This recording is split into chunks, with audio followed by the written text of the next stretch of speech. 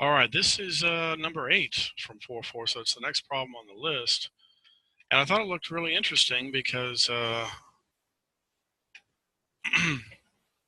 it involves more of these coordinate vectors, and also an important theorem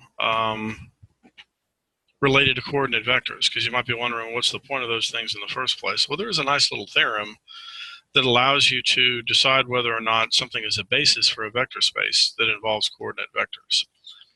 Well, let's read the problem here. It says, if B is the standard basis of the space P3,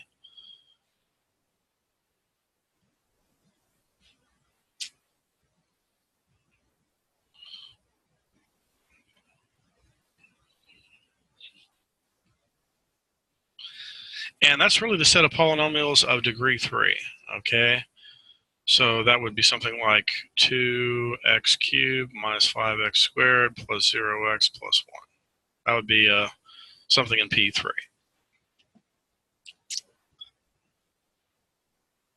And here they go ahead and tell us that the standard basis is this. That's the standard basis for P3. And then it says, use coordinate vectors to test the linear independence of the set of polynomials below. So here are the instructions.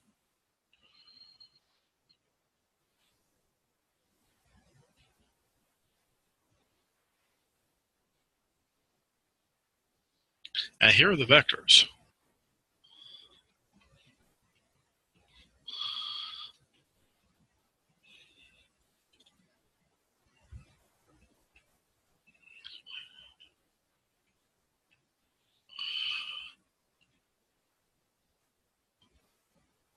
All right, so just 3 of them. Notice they're all in P3. You know, sometimes it's just easier to work with coordinate vectors than it is the original vectors. Okay, so we're supposed to decide if these things are linearly independent. All right. Now, I suppose what you could do is test that the old-fashioned way, multiply this one by C1, this C2, this C3, set that sum equal to 0, and try to see if that forces C1 and C2 and C3 to all be 0. But there is a theorem that says it is enough to determine whether or not the corresponding set of coordinate vectors are linearly independent. If they are, then these will also be linearly independent. Okay, that's the theorem. So the first thing we want to do is write the coordinate vectors of each of these vectors. And I suppose you could do it like this. Got to change these things into their coordinate vectors first. And we'll call this, with respect to basis B. And you have to be a little bit careful about the ordering. So notice in the representation of B here, 1 always comes first. So you'd write down the coefficient of 1, which is just 1, the coefficient of t, the coefficient of t squared, and the coefficient of t cubed is 0. Okay? And actually I did it for, I got these backwards. Give me a second. Looking at the wrong one. I'm actually looking for the coordinate vector of this thing. So the coefficient of 1 is 1. The coefficient of t is actually 0 here. Sorry. The coefficient of t squared is 6, and the coefficient of t cubed is -1. So that is the coordinate vector of that polynomial with respect to basis B. Okay? Now, let's do the other two.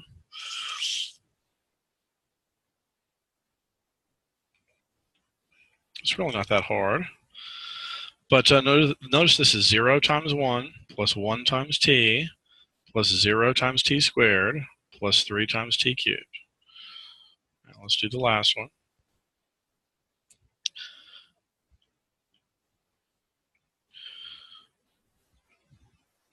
Coordinate vector with respect to basis B. Okay, so 1 times 1, 1 times t, 6 times t squared, 0 times t cubed. So once again, if I can show that these guys are linearly independent, there's a theorem that says, well, the original vectors are linearly independent also. And that's what they're asking us to determine. It says use coordinate vectors to test the linear independence of the set. All right.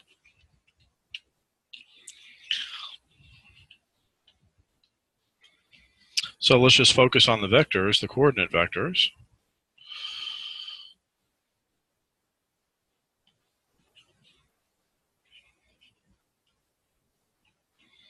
So how do we test to see if these things are linearly independent? Well, I suppose we could set up a matrix. One way to do it, I suppose, is just to set up a system of equations. But let me see.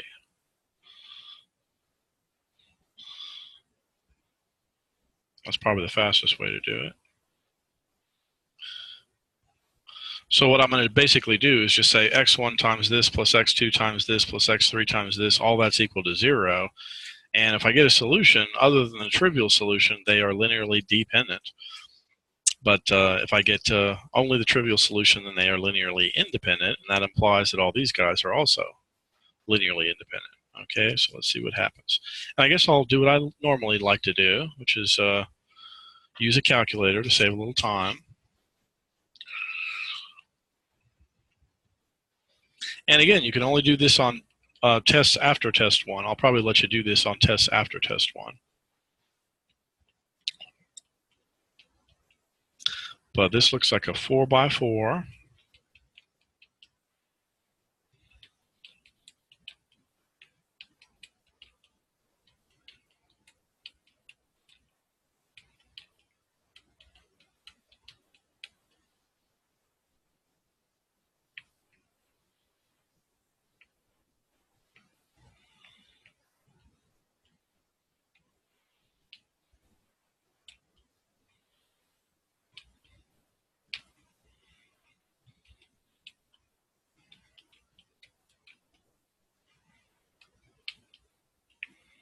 Okay, so now we'll go to matrix math, reduced row echelon form, matrix A.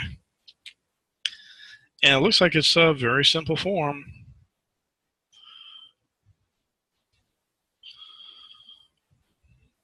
That's kind of what it had to look like in order for the x1 and x2 and x3 to all be forced to be equal to 0. So this really shows that the only solutions to that system I mentioned are 0, 0, 0.